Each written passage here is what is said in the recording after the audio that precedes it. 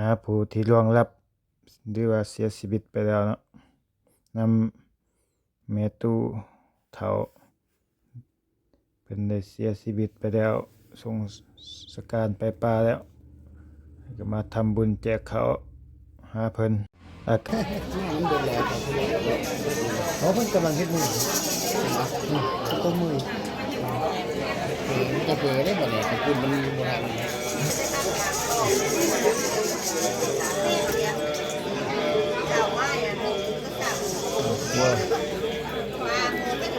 ไป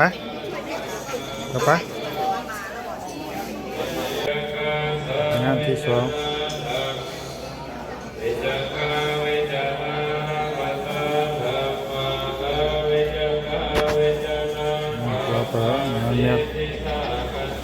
งานเมียไปแล้วงานผัวต่อแล้วก็ใส่บาตรแจกเขาวมื้อเช้าใหญ่ผัวมาต่อผัวเสียเมื่อคืนนี่ตีสามโมงกลางคืนสบายดีพี่น้องสบายดีทุกคนเด้อมารับชมบรรยากาศทำบุญแจกข้าวหาผู้ที่ล่วงลับหรือว่าเสียชีวิตไปแล้วเนาะนำแม่ตู้เฒ่าเป็นได้เสียชีวิตไปแล้วสงสการไปป่าแล้วก็มาทำบุญแจกข้าวหาเพิ่นอากาศก็หนาวเย็นปีนี้หนาวกว่าทุกปีนี่9 โมง 10 โมงแต่ยังหนาวยังเย็นอยู่เลยหนาวเย็นกว่าอยู่เวียงคืนนี้ก็บ่ได้หลับบ่ได้นอนเบิดคืนสดแจ้งเลยเป็นทรงลงเสียงเด้งลายหูลายตาแสบตาบ่หิวหลับหิวนอนบ่ได้นอนผัวเพิ่นก็บ่สบายเมื่อคืนนี้ช็อก 2-3 เทื่อนี่คันเอากันใส่ออกซิเพิ่นก็ถอดออกเพิ่นช็อกเพิ่นฮอดมือฮอดยามเพิ่นสิไปแล้วเนาะจะได้ก็บ่เซาเจ็บแอวนอนได้เป็นเดือนนี่แหละนอน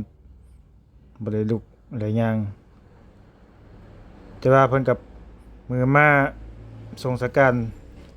เมียเพิ่นก็ร่วมกับเพิ่นอยู่เลยเพิ่นก็ร่วมดีเลยเพิ่นก็กินข้าวกินน้ำได้ปกติแต่ว่ามาเป็นเมื่อคืนนี่แหละประมาณ3 โมงเนี่ยเป็นแห้งไปบ่ได้สั่งได้เสียลูกหลานเลยช็อก 2-3 เทื่อมาคั่นเอาว่าเพิ่นหนาวบ่สะบัดบ่ก็ใส่ผ้าห่ม 2-3 ผืนตุ่มให้เพิ่นใส่ธงตีนให้เพิ่นได้ส่งใส่เสื้อแขนยาวให้เฮ็ดทุกอย่างเบิดแล้วสุดไปนำกันซ้ำสุดท้ายก็ดิงานเมียก็ยังบ่ทันได้เอาซ้ำพอดีงานผัวต่ออีกแล้วเมียนกองบอกกองบุญแล้วย้ายกองบุญออกก็สิได้ย้ายศพผู้เป็นผัวมาต่ออีกเครื่องของอุปกรณ์ตัวตั้งเต้นก็บ่ได้เก็บบ่ได้กู้แล้วคือเก่างานต่องานยาวเลย2 งานซ้อนเลยเรือนอยู่ใกล้ติดถนนติดทางหลวงถนนใหญ่เนาะทางหลวงเลข13เหนือขวามือกับไปทางบางเวียงลงพะบางทางซ้ายมือก็เข้าไปในเวียงจันทน์เนาะบรรยากาศก็หนาวเย็นยามมื้อคืนจนลังไฟเตาพิงกันเมื่อคืนนี่คนหลายใส่บัตรบ่ได้ถ่ายบ่มีโอกาสถ่ายค่าเวียกค่าแขกหลายก็ได้ถ่ายตอนตักบาตรใส่บาตรแล้วตั้งบางเบียกก็เลยมาถ่ายคลิปให้พี่น้องเบิ่งเนาะบรรยากาศประเพณีทำบุญแจกข้าว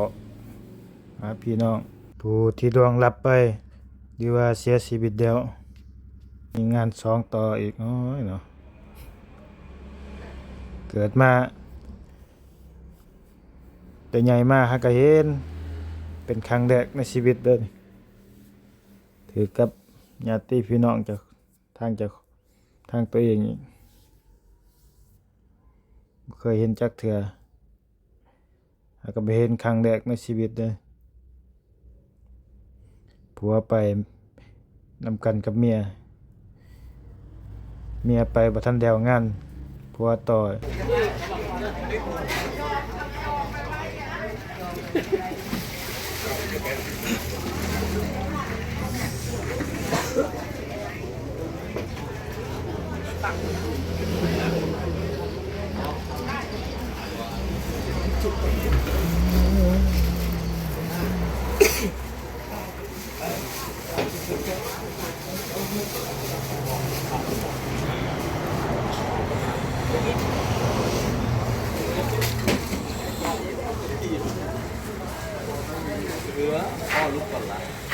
ก็ลูกก่อนไอ้ตัวจะดีแล้วบอกลูกยางมันไม่จริง ลูกยิงก็อินก่อนอินก็ละ เดี๋ยวหน้าเนี่ยบอกว่าล้างข้าวเหรอเอาอันนั้นน่ะเอาสองข้าวอีกไหม เอาแต่อันนี้ พอลืมอ่ะ เอา ก่อนที่พอเอาไปนอกเลยดิไปนอกแล้ว หลังจากครูบาอาจารย์เพิ่นสันเขาแล้ว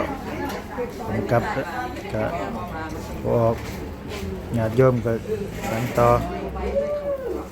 สัน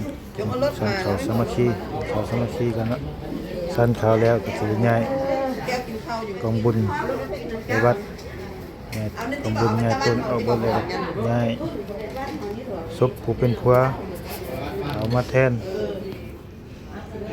ที่ก่อนเป็นทีอีกเนาะอากาศยังหนาวเย็นอยู่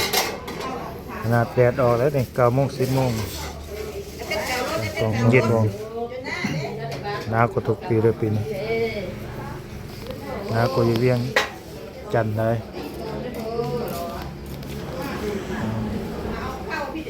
ชมบรรยากาศรอบๆไปน้ำกันทุกคน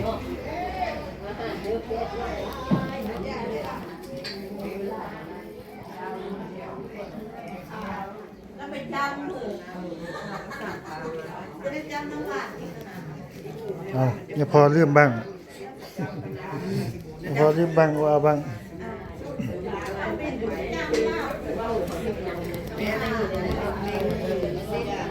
ป้าหนูสั่งมาแล้ว30 โล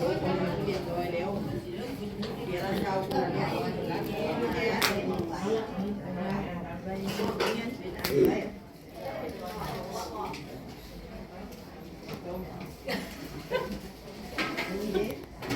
ก็ไปซอกเกิดก่อนแล้วไม่เปิดรักเกิดลูกเกิดของเด็ก คนมาลายเกือบเชียว เขาเป้าบอลมีระบบจีเด้อเป็นเรื่องเขาหลายๆนั่นเด้อพวกเราเข้าเด้อเขาอุ่นเลยอุ่นว่าอุ่นก้อนแบบนั้นอุ่นว่าเอาแบบเอาเข้ามาอุ่นได้มาเขาเอาแบบเขาเอาแบบคำนางอุ้ยไปน่าจะเย็นวันน้อยแอบเขาเอายังเต็มมาเขาจะไปติดเขาเปล่าเอาพวกเสร็จเอาโคมเลยฉันเนาะโอ้โคมให้อุ้ยแม่วะเอากองเอาไปงานที่มานี่สั่ง งานผัวก็บ่ได้ป้าใบล้นดอกเพิ่นก็สิเอามาแล้วก็ทำพิธีแล้วก็สิส่งสการมื้อแรงนี่แหละ2 บ่ายโมงหนึ่ง2 โมงนี่แหละเอาตัดภาพมาชมบรรยากาศงานที่2งานผัวต่อนะผู้เป็นผัวต่อเนาะคนก็มาหลายคือเก่ามื้อวันพุธที่14ก็สิเป็นมื้อตั้งกองบุญนะมื้อวันพฤหัสที่15ก็สิเป็นมื้อใส่บาตรหยาดน้ำแจกข้าวเป็นมื้อสุดท้ายแล้ววันพฤหัส ชมบรรยากาศ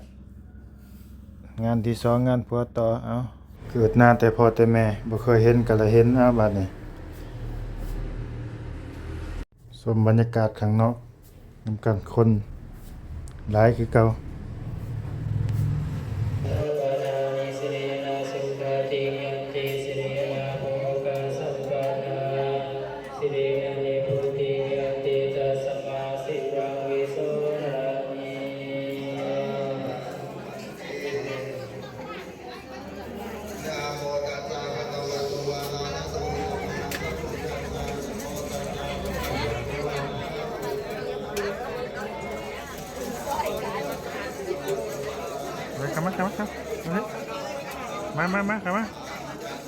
เข้ามามาโอ้ไป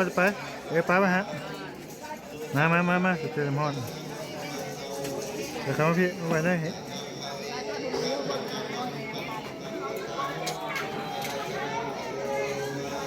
รมาเข้ามา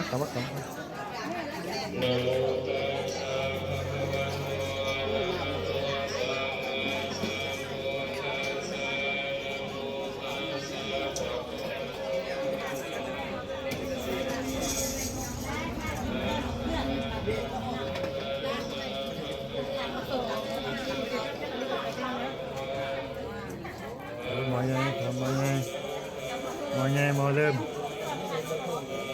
ฮะ หน้ามันไม่แห้งแล้วจ้ะเนาะจะสวยไม่นอกเลยนี่เหรอไอ้สวยนี่โดนเลยหน้ามันโดนแหลกเขาเพิ่งกำลังเฮ็ดมือต้มมือจะเปิดได้บ่เนี่ยขอบคุณมันโบราณก็จะได้กินน้ำขอบคุณเนาะงานที่สองคนหลายคือเก่า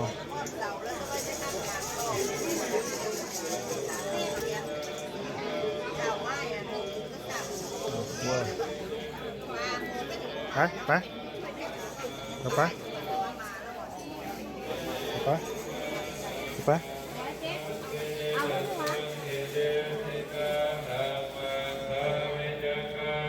งานที่สอง